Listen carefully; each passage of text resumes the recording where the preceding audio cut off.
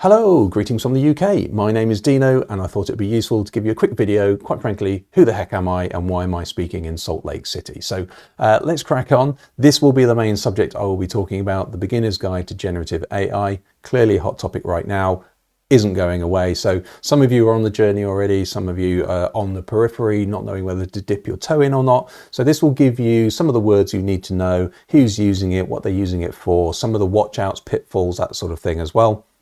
And quite frankly, how does it work so you can have productive conversations, maybe with your team, your partners, and that sort of thing. So hopefully there'll also be a Q&A little session at the end of that if there's time. So come prepared if you have some questions. But why me? Why am I talking about this? So I thought I'd do a little bit of a background because obviously there's a bit of stranger danger going on. I'm new here, so who am I? So I've done that bit. Hi, I'm Dino, but I'm a creative, but I'm also a techie. I love out of home. I've been in the out of home industry only for about 8 years, which I consider to be very short compared to a lot of people. However, it's amazing, obviously. I do a lot of weird things in between, which I'll come to, but also I love a good shirt. Apologies for my white t-shirt today, but hopefully in Salt Lake City, I'll have some good shirts. So, bit of background, where did I come from? How do I know what I know and why am I relatively qualified for what I'm going to talk about? So I started in museums, in agencies doing kiosks and that sort of thing. I then worked for the BBC doing the first ever websites, first ever interactive content on the internet. But before that, CD-ROMs, if you remember those as well. I worked for Disney for 7 years. I was the head of creative technology for Europe, I think there. Then I worked for an agency where I was a creative director at a marketing agency, also working for Disney and Pixar, which was excellent. Then went to started a music and mobile business. Music is a shocking business to be in, but then went to a toys and kids business, so massively multiplayer kids games, and helped make a movie there as well. So there's a bit of a thread through that.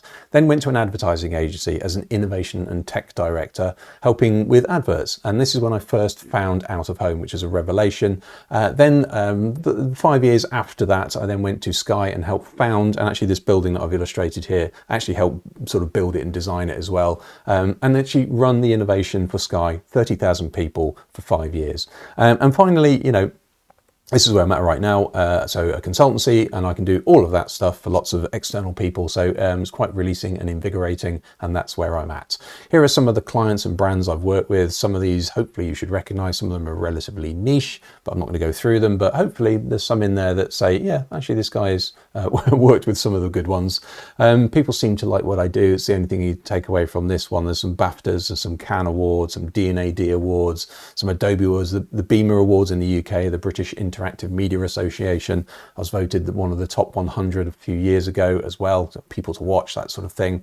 Some of the billboards I've helped with, I've chosen the sort of the more tech whiz-bangy ones here. So you may have seen the one on the right-hand side, the Look at Me, the Women's Aid one. So that used the cameras in the billboard to look at people as they walk past. And if they looked at the billboard, then the woman's bruises would disappear, i.e. if you walk past a billboard and don't engage with it, then nothing's going to change. If you walk past domestic violence, nothing's going to change as well. So that was the deal there. Every other one of these billboards has got the same sort of level of technology and innovation.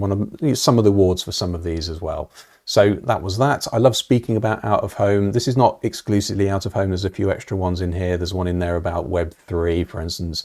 I also help with the advertising standards, but a lot of these are things like, bill-ups and, Picasso, for instance, in the Middle East, the OAC in India. So I fly around and talk about either effectiveness of creativity or innovation or anything in between, quite frankly. Also champion, as I've just said, creativity in out of home. So I've just been made, which is a great honor, the president of the Middle Eastern kind of Picasso d'Or Awards. So that's everything from, Lebanon and Jordan and North Africa, for instance. So I go out there once a year and help judge those awards and bring sort of creativity or more creativity to the judging panel, which is already pretty squeezed full of talent as well. And also I'm helping out with the World Out of Home organization as well. So I'm their first ever creative in residence at the World Out of Home. So again, just getting in the mix as well, adding creativity where I can. So and championing creativity, quite frankly. Also specialize in innovation. Obviously, you've probably got a bit of a vibe so far. Technology and creativity should be mixed and always come out better. So here are some of the types of things I've worked on, but also, I do a weekly video on YouTube about innovation, all the latest things that are going on, from inventions to, you know, whether it's social media, whatever it is. So I'm keeping an eye on all of that. But now what I really do most of the time is I workshop, and I do custom workshops essentially. People have got a big problem. I just help them get through it in the most creative and interesting ways. In the room, digital, doesn't really matter. However, the reason I'm mentioning this is that's kind of what I'll also be doing in Salt Lake City. But in summary, this I'm the unicorn. By the way, if you do want the picture of the unicorn, let me know, I'll send you it. This is me, I'm the unicorn. Ideas, inspiration, transformation, innovation, all the words with sort of at the end of it. And I vomit that on everything. If you stand still long enough, I will talk to you about nearly everything. So be warned. However, that's kind of my vibe, the unicorn vomit thing. I will be in Salt Lake City, as I've said, talking about the beginner's guide to AI, but there's also some breakout sessions as well with roundtables. So I've offered to run those as well, hence why I mentioned the workshop. So just gives you a little bit of confidence. I hopefully know what I'm doing. I will be bringing my giant timer and a squeezy chicken. I'll explain on the day, but please do come to those sessions. They will be really interesting. You'll get to network and meet lots of new people. So there you go.